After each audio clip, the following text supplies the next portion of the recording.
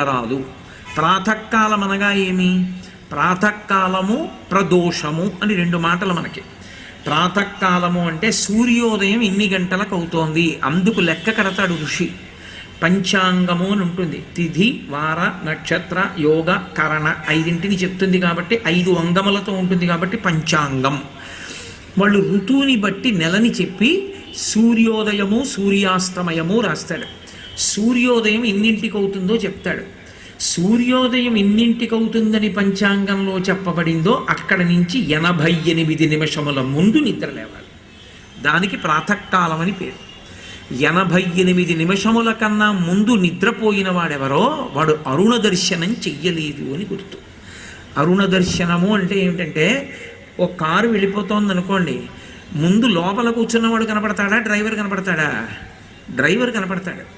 అలాగే పరబ్రహ్మస్వరూప